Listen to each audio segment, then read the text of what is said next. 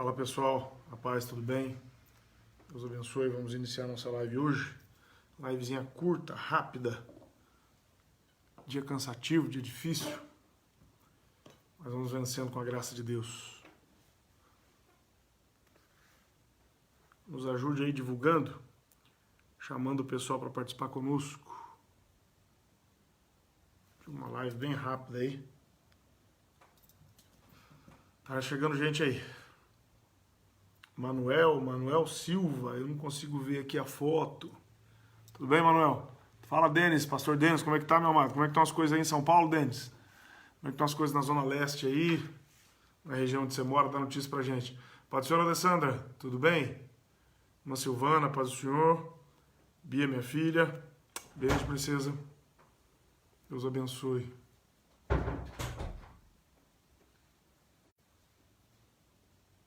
Boa noite, minha Silvana, paz do Senhor, Deus abençoe. Todo mundo na paz aí? Antônio Marques, meu amigo, paz do Senhor, tudo bem? Graças a Deus. João Carlos, tá entrando o pessoalzinho aí. Rogério, paz, meu amigo, tudo bem, Rogério? Graças a Deus. Então, pessoal, vocês que estão um pouquinho longe de Pinda aí, dão notícia pra nós de como vai São Paulo, de como vai a Grande São Paulo, de como é que tá a questão aí da volta ao trabalho, do transporte público. Tá difícil aí, né? Jair, Kelly, Deus abençoe. Graças a Deus. Vou esperar só mais um minutinho e a gente já começa. Palavra na veia. Hoje, uma live rápida. Eu tô um pouquinho cansado hoje, com a mente um pouquinho cansada. E vamos ser breves e objetivos. Eu quero trazer uma mensagem de consolação para o seu coração nesse tempo de pandemia.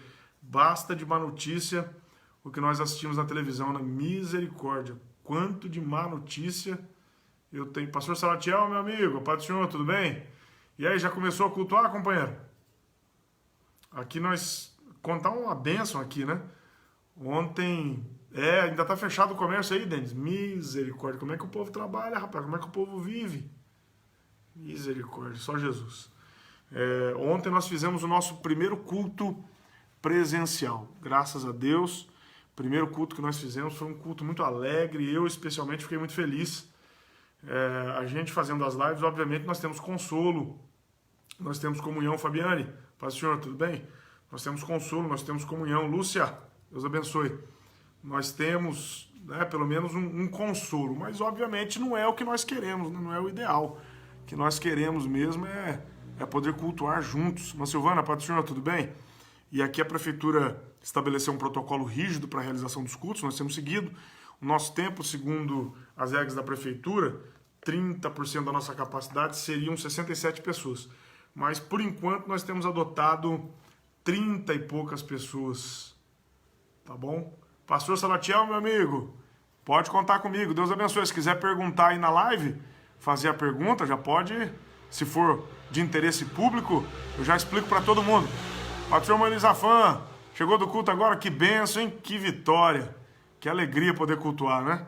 Nós também, estava contando aqui, pastor Elisafão, tivemos o nosso primeiro culto ontem. Denis está informando aqui, pastor Denis, que lá em Santo André, tudo fechado ainda, misericórdia. Não é fácil não, mas ontem tivemos o nosso primeiro culto, ainda com um número bem resumido. Limitamos a 32 pessoas durante a semana. Talvez no domingo eu expanda um pouquinho a capacidade, em razão da nossa Santa Ceia. Estamos aí orando a Deus e pedindo a Deus graça, mas domingo agora é a nossa Santa Ceia. Talvez eu dê um jeitinho de nós colocarmos, a nossa capacidade é 67, eu estou operando com 32 pessoas, quem sabe a gente expanda aí para umas 50, para podermos fazer a Santa Ceia, tá bom? Mas tem sido uma benção, olha, fiquei muito feliz. Poder voltar, foi muito bom, muito alegre, totalmente diferente, né? Cultuar juntamente com os irmãos e cultuar sozinho. Mas, amados, pastor Salatiel tem capacidade de 303 lugares. Então o senhor pode colocar até 90 pessoas dentro da igreja, pastor. 90 pessoas dentro da igreja. E a restrição é a seguinte, se forem cadeiras, tem que pular 2 cadeiras para cada pessoa que se assentar. Então, se uma se assenta aqui, tem que pular 2, se assenta mais uma. Pula 2, assenta mais outra. Então, no seu tempo, 303, a capacidade é 90. O senhor pode fazer um culto com até 90 pessoas, desde que seja dentro dessas regras, né? Senta numa cadeira, pula 2. Senta numa cadeira, pula 2. Se for banco, tem que demarcar o banco.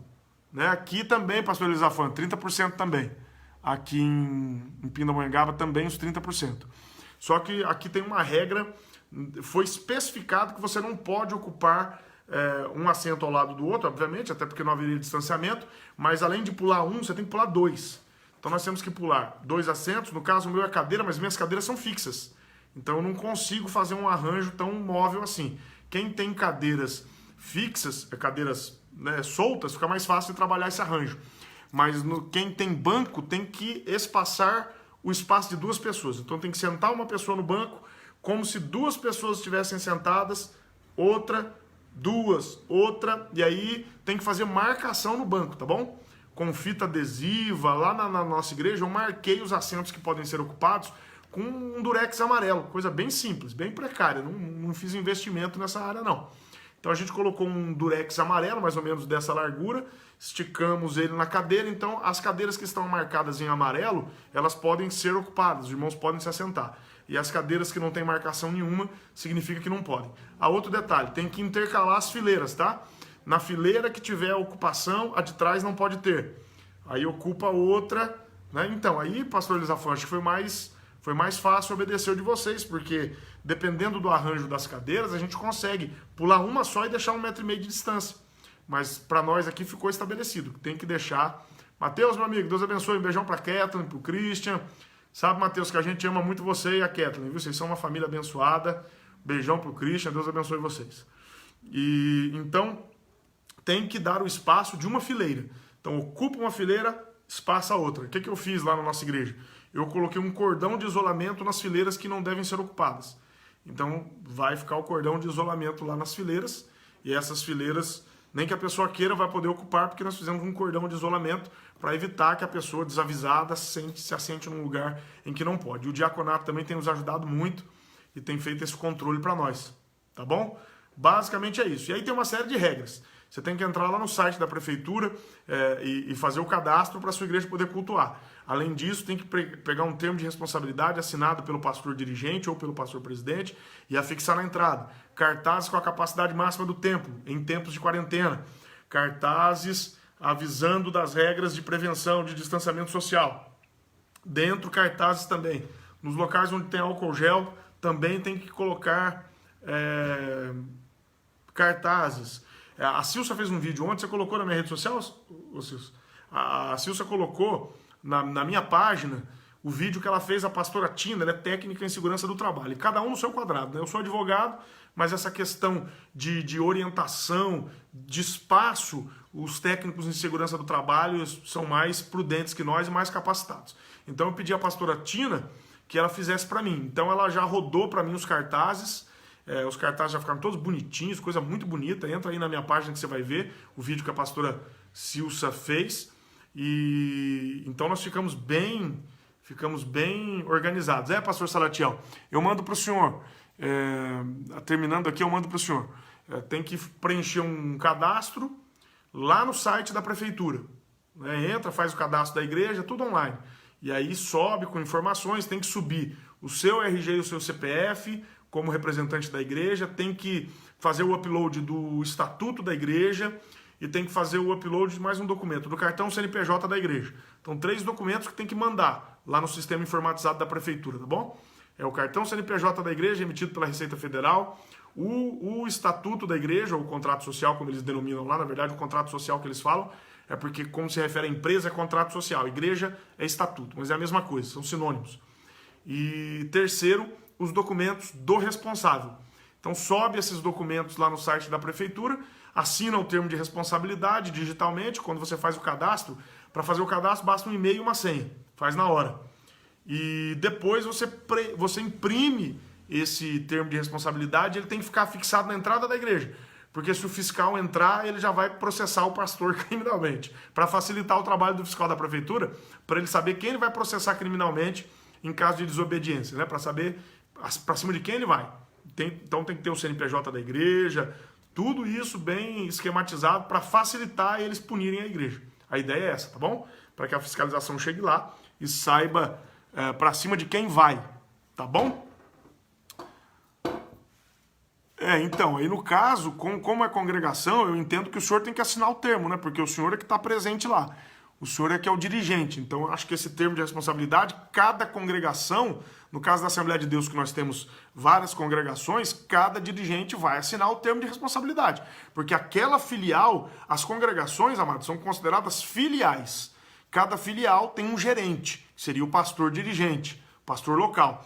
Então, ele é responsável pelo que acontece naquele espaço que ele lidera, que ele dirige, né? Mesmo porque o presidente não consegue estar em todos os lugares.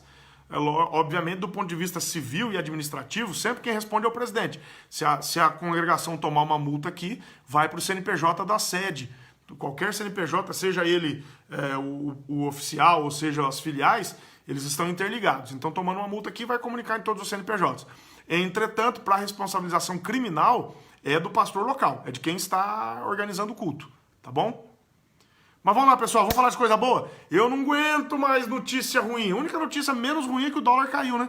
5,9. O dólar estava 5,80. Chegou a quanto, gata? Chegou a 5. Chegou a 6, parece. Chegou a R$6. Vem cá pra você dar um oi pra galera. Silsa tá lá. Tá mal-humorada hoje? Tá azeda? De pijama. Quer ganhar um beijo do marido aqui na frente de todo mundo pra ficar animada? Quando nós estamos sozinhos, não é assim que você reage, não. Misericórdia. Mas, brincadeiras à parte, pelo menos a notícia boa, o dólar caiu. Mas é confusão. Chegou a 5,97. Misericórdia, Leandro. Agora tá 5,9, né? Já caiu aí quase 90 centavos. É um bom sinal, né? Passou de 6. No site da China passou de 6. Silsa tá revoltada aqui, que no site da China passou de 6. É o paraíso dela, né? Mas brincadeiras à parte, amados, é muita notícia ruim. Morte do George Floyd. Racismo é uma coisa abjeta, amados. Racismo é uma coisa nojenta. O racista, ele negou a condição humana. Ele é sub-humano, infelizmente. O racista, a Bíblia diz que Deus nos fez a sua imagem e semelhança. Concorda comigo? João escreveu, se você não ama seu irmão que você vê, feito a imagem e semelhança de Deus, como você pode amar a Deus que você não vê? O racista, ele nega a sua própria espécie. Ele nega o próprio ser humano que é feito a imagem e condição de Deus. Então, o racista é um ser abjeto. É um ser asqueroso, é um ser sub-humano. Ele não pertence mais à raça humana. Ele abre mão da condição de humanidade dele quando ele odeia o seu próximo em razão da cor da pele. Por isso que a Bíblia diz em Romanos 2:11, Deus não faz acepção de pessoas. É por isso que a Bíblia diz em Romanos 10:12, porquanto não há diferença entre judeu e grego. Um mesmo é o Senhor de todos, rico para com todos os que o invocam. A Bíblia não faz nem acepção entre homem e mulher. Homem e mulher têm funções diferentes. Nós temos funções diferentes diante de Deus, mas não temos um valor diferente. Homem não vale mais para Deus do que mulher. Mulher não vale mais para Deus do que homem. Os homens e mulheres valem igualmente perante Deus. Se eu não me engano, foi Paulo que escreveu, pastor Assis, pesquisa aí para mim. A Bíblia diz que diante de Deus não há macho nem fêmea, não há circuncisão nem circuncisão, nem macho nem fêmea. Deus não faz esse tipo de diferenciação. Em função somos diferentes. Deus deu uma função biológica ao homem, uma função biológica à mulher. Deus deu uma função ao homem no casamento, uma função diferente à mulher. Deus deu a função reprodutiva ao homem apenas de fornecer o material genético, a mulher de gerar a criança e de dar à luz. São funções diferentes, mas em valor nós somos iguais, tá bom? É por isso que Débora foi a autoridade máxima de Israel. Ela foi juiz em Israel. Ninguém mandava em Israel mais do que Débora. Então onde é que está o preconceito de Deus? Onde é que está a misoginia de Deus? Quando é que Deus trata uma mulher de forma inferior a um homem? Gálatas 3:28. Gálatas 3:28. Diz aí que está escrito, pastor. Peraí que eu tô limpando o óculos. Peraí que ela está limpando o óculos, a cegueta. Fala aí, Silvio. Nisto não há judeu nem grego, não há servo nem livre, não há macho nem fêmea, porque todos vós sois um em Cristo Jesus. Gálatas. 3:28. Peraí que eu vou achar aqui, vou ler na versão King James. Gálatas.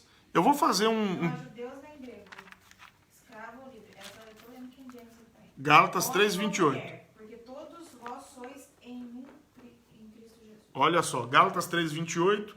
Já não há judeu nem grego, não há também escravo nem livre, nem homem nem mulher, pois todos vós sois um em Cristo Jesus. Eita Jesus, hein?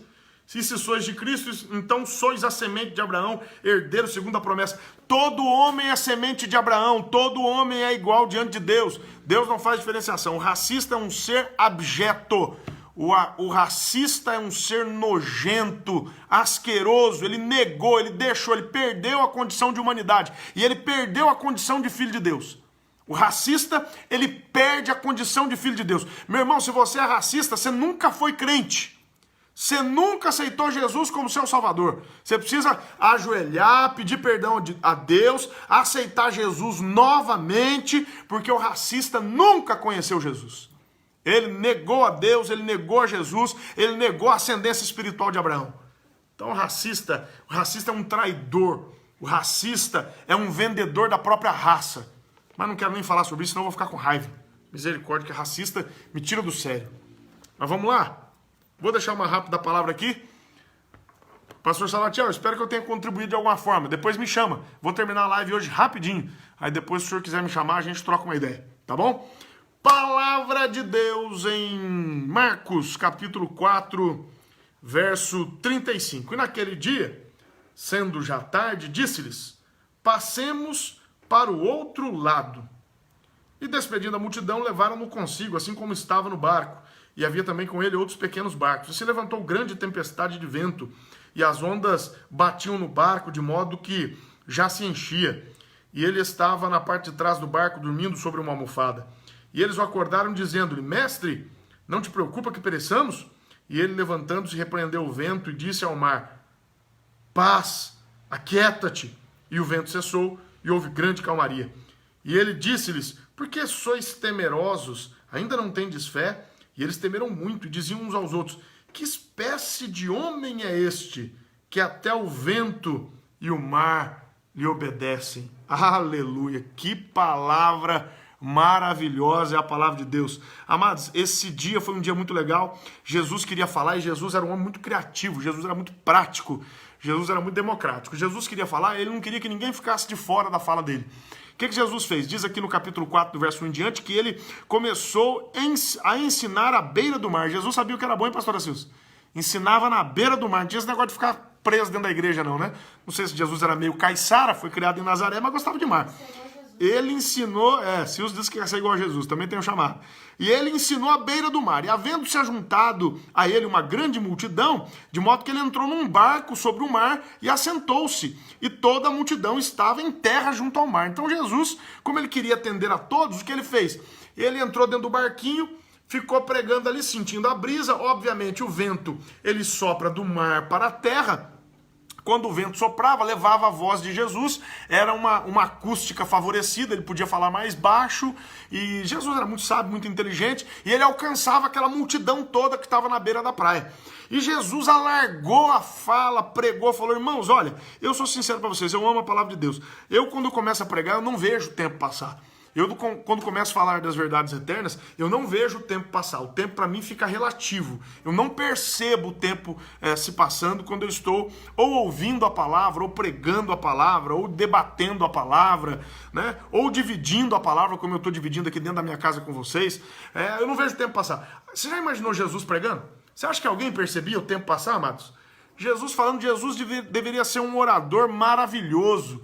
Jesus um homem equilibrado. Jesus uma palavra, ao mesmo tempo que ele tinha poder, ele tinha autoridade, as pessoas sentiam o impacto da fala dele, mas ao mesmo tempo a palavra dele era confortável. Irmã Aparecida, Deus abençoe.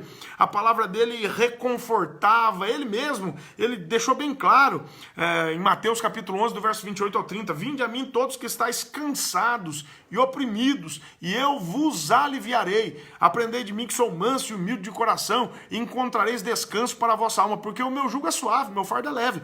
Jesus sempre foi um homem que, quando ele falava, você deixava o fardo pesado do pecado, da preocupação, da angústia, do medo, da ignorância. A fala de Jesus era agradável. Que coisa gostosa devia ser ouvir Jesus falar. Os próprios discípulos no caminho de Emaús, lá no Evangelho de Lucas, diz a Bíblia que eles foram andando com Jesus, e quando eles foram andando com Jesus, num determinado momento, eles até criticaram Jesus, falaram: como é que tu, sendo judeu, né, não sabe do que está acontecendo? Você é estrangeiro em Jerusalém, você não sabe do que está acontecendo em Jerusalém? Jesus de Nazaré, varão poderoso em obras e palavras, ele foi morto, nós até chegamos a pensar que ele era o Messias, mas já fazem 3 dias, e aí Jesus respondeu a eles: ó nécios, e a palavra de Jesus foi de correção, hein? A palavra de Jesus foi de pancada, Jesus não alisou eles não, nécio é tolo. Falou: ó nécios e tardios em crer, Aí ele começou a explanar a palavra para eles, né? E começou a ensiná-los, uma Lúcia Pai do Senhor, começou a ensiná-los, mostrando desde Moisés até os profetas que era necessário que o Cristo padecesse, ressuscitasse ao terceiro dia. Aí daqui a pouco Jesus fez menção de que ia embora. Quando eles chegaram ao destino, eles falaram: não, Senhor, não vá, já está tarde, fica mais um pouquinho com a gente. É por isso que a gente canta aquele louvor, né? Fica, Senhor, já se faz tarde, tens meu coração para pousar, faz em mim morada permanente. Fica, Senhor, meu Salvador. Jesus resolveu ficar, entrou na casa deles. Quando Jesus parte o pão, eles percebem que era Jesus. Jesus desaparece na frente deles milagrosamente. Aí eles dizem: puxa vida, como nós somos, né? Como nós somos insensíveis. Porventura não ardia ao nosso coração enquanto pelo caminho ele nos falava das Escrituras? Meu irmão, é impossível ouvir Jesus sem o coração arder. Eu tenho certeza que o seu coração arde, porque o meu coração arde quando eu falo de Jesus. O meu estado de espírito muda. Parece que aquilo que está escuro passa a brilhar, aquilo que é incerto passa a ser certo, aquilo que está perdido passa a estar recuperado. É bom demais falar com Jesus. E aí Jesus alongou a prática e ficaram... Acho que deu um probleminha aqui. Voltou? Voltou. E ficaram manhã e tarde afora, e ficou tarde. Um determinado momento, eles estavam no mar de, se eu não me engano, era o mar de Tiberíades. Alguém confirma para mim, por favor? Mas eles estavam no mar, e diz a Bíblia que Jesus falou bem assim: passemos para o outro lado. Há uma versão que diz: passemos para outra margem. Amados, deixa eu dizer uma coisa para você. Jesus não disse bem assim: vamos entrar no barco e vamos sair sem destino. Vamos dar um passeio de barco. Vamos entrar no barco, se a tempestade não nos pegar, chegaremos ao outro lado. Vamos entrar no barco, se não houver vento e nós desistirmos de remar, então, quem sabe chegaremos ao outro lado. Vamos pegar o barco, se nós não nos perdermos, chegaremos à outra margem, chegaremos ao outro lado. Não foi isso que Jesus disse. Jesus fez uma afirmação. Jesus disse: passemos para o outro lado. E mandou: paz, paizão, tudo bem? Saudade, paizão, Deus abençoe. Passemos para o outro lado. Quando Jesus disse isso e mandou que eles entrassem no barco, era impossível que eles não chegassem a seu destino. Era impossível que eles não chegassem ao outro lado. Era impossível que eles não chegassem à outra margem. Porque Jesus não disse: vamos dar um passeio de barco, vamos tentar vencer a tempestade. Se tudo der certo, quem sabe chegaremos ao outro lado. Se nós não nos perdermos, se o vento não nos vencer, se nós não tivermos que desistir e voltar, se nós não perecermos no lago, a gente, quem sabe, tem que desistir, tem que voltar. Não! Jesus diz bem assim: passemos para o outro lado. Um abraço sem chance. Meu irmão, nós estamos de um lado aqui hoje e tem um desafio no mar da vida chamado Covid. Tem um desafio no mar da vida chamado pandemia. Tem um desafio no mar da sua vida chamado desemprego, no mar da minha vida, da sua vida, quem sabe. Tem um desafio no mar da sua vida chamada doença. Tem um desafio no mar da sua vida chamado problema conjugal. Cada um tem o seu desafio. Tem um desafio no mar da sua vida chamado falta de fé. Tem um desafio no mar da sua vida chamado pecado. Tem um desafio no mar da sua vida chamado calúnia. Tem um desafio no mar da sua vida chamado traição.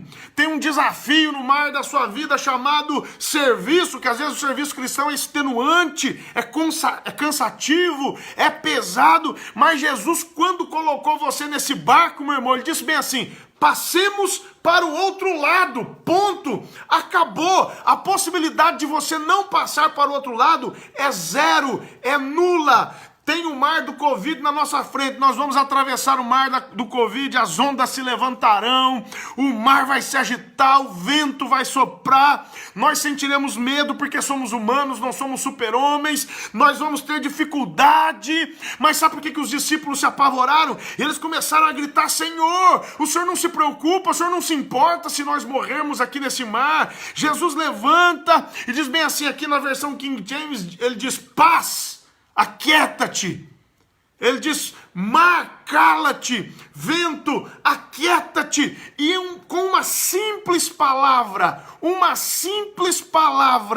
toda aquela circunstância foi vencida e alterada. O que era tempestade passou a ser bonança. Eu quero profetizar, basta uma palavra de Deus, basta uma palavra. Jesus é a palavra, ele é o verbo, ele é a palavra poderosa. No princípio era o verbo estava com Deus, o verbo era Deus, ele estava no princípio com Deus, todas as coisas foram feitas por ele, e sem ele nada do que foi feito se fez. João capítulo 1, Gênesis capítulo 1, a Bíblia diz, no princípio criou Deus os céus e a terra era sem forma vazia, e o Espírito de Deus pairava sobre a face das águas.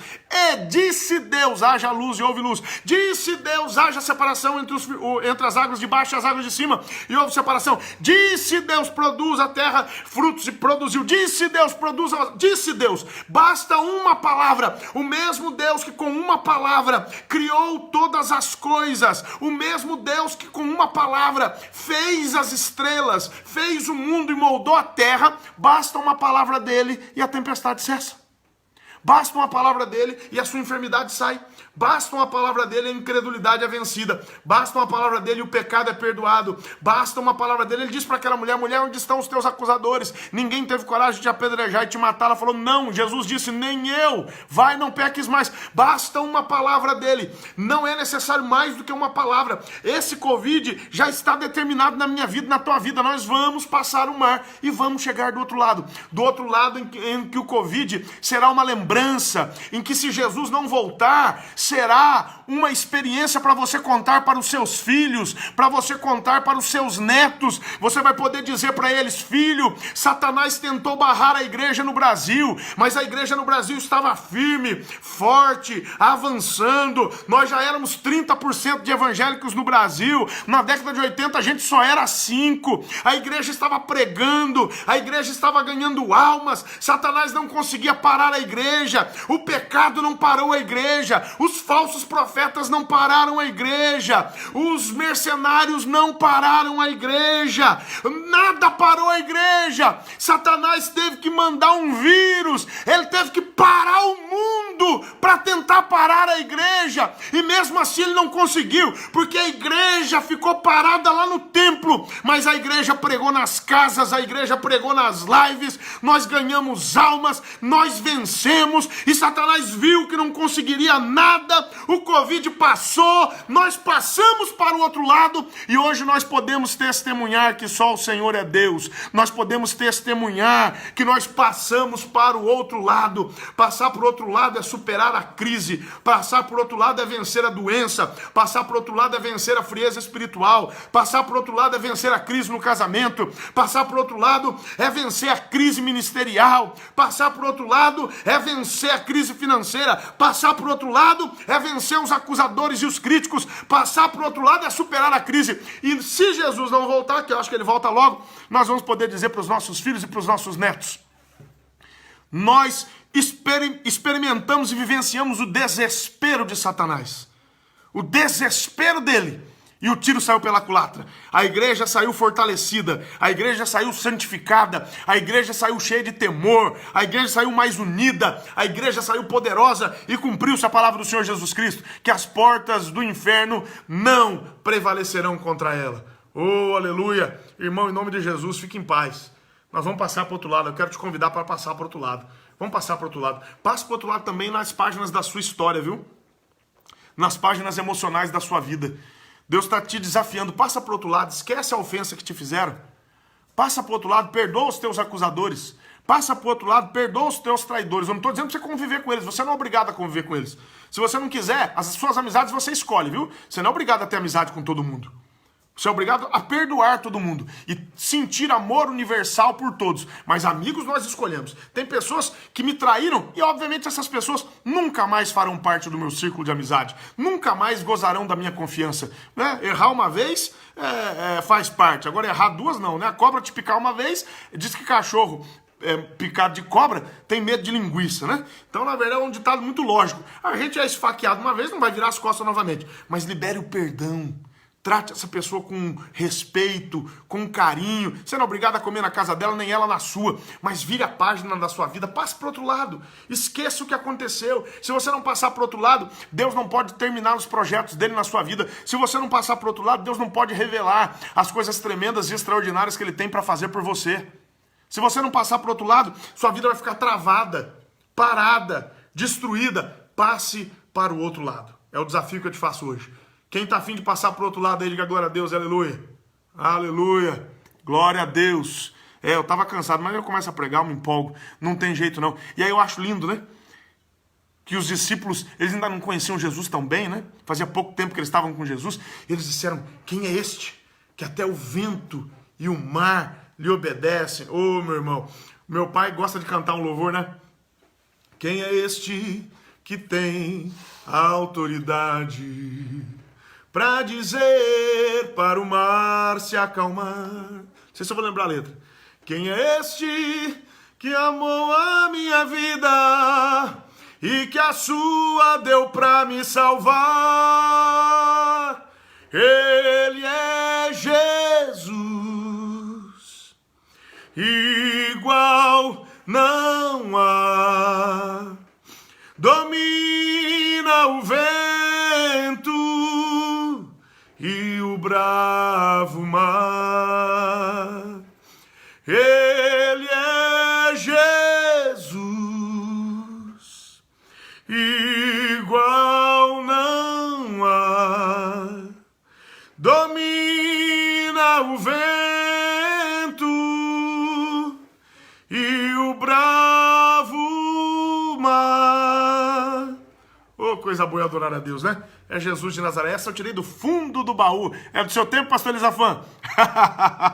É do meu também, né? Eu era adolescente, mas é do meu também, né? Glória a Deus, coisa boa é louvar ao Senhor Jesus. Deus abençoe. Vou cantar mais um? Não vai dar tempo, eu tô cansado hoje. Vou dar uma parada, depois eu canto. Já cantei, né? Bastante hoje. Ninguém pediu pra eu cantar também, então não vou cantar. Se tivesse pedido, eu ia cantar dois. Se ninguém pediu, eu vou cantar esse só. Mas que coisa boa é adorar o Senhor Jesus. Vamos orar? Amado Senhor Jesus, estamos aqui na Tua presença, diante de Ti, para Te louvar, Te adorar, Te agradecer. E nós queremos Te pedir, Senhor, que o Senhor nos dê força e fé para passar para o outro lado. Nós desconfiamos, porque nós somos fracos. Mas quando o homem espiritual, Senhor, quando o Espírito sobrepuja a carne, quando nós conseguimos ter o otimismo e a certeza do homem espiritual, toda a chance de derrota vai embora. Em nome de Jesus, Pai, tira do nosso coração qualquer pensamento pessimista, qualquer pensamento derrotista, que cada crente possa saber que ele vai chegar do outro lado. O Senhor disse que nós vamos chegar do outro lado. O Senhor disse que nós vamos passar este Jordão. O Senhor disse que nós vamos passar este mar de lutas, de problemas, de dificuldades e de angústias. E nós vamos passar, Pai. Nós vamos passar, nós vamos vencer. Por isso, tranquiliza os teus filhos, Pai. E apressa o dia de nós passarmos para o outro lado. O outro lado que não tem Covid, o outro lado que não tem desemprego, o outro lado que não tem afronta, o outro lado que não tem tristeza, o outro lado que não tem separação, o lado em que a tempestade está apaziguada e nós chegamos ao nosso destino. Eu te peço essas bênçãos sobre os teus filhos e o faço em nome de Jesus. Quem crê, diga amém. Eu lembrei de um antigo, né? Quando o Jordão passarmos unidos e chegarmos no céu, veremos lá, como a areia da praia aos remidos. Oh, que gloriosa vista será. Vamos chegar do outro lado. Tantos como a areia da praia, tantos como a areia do mar, que gozo sentirá, todo salvo pois verá. Sim, tantos como a areia da praia. Vou parar, senão vou emendar um no outro. Deus abençoe, amados. Amanhã, 19h30, temos culto. Não esqueça de fazer a sua inscrição, já está aberta para os membros da Assembleia de Deus Antioquia. E amanhã vamos abrir para os de fora, que porventura queiram estar conosco. Deus abençoe, que o grande amor de Deus, a graça de Jesus Cristo, seu Filho amado, e as doces consolações do Espírito Santo sejam com todos aqueles que amam e aguardam a vinda do Senhor Jesus Cristo. Todos quantos estão felizes vão para o céu. Digam amém. Nosso lema é simplesinho, ó. Vitória, poder e glória. Maravilha, tremendo. Amo vocês, Deus abençoe, tamo junto, vitória é nossa. Vamos passar para o outro lado.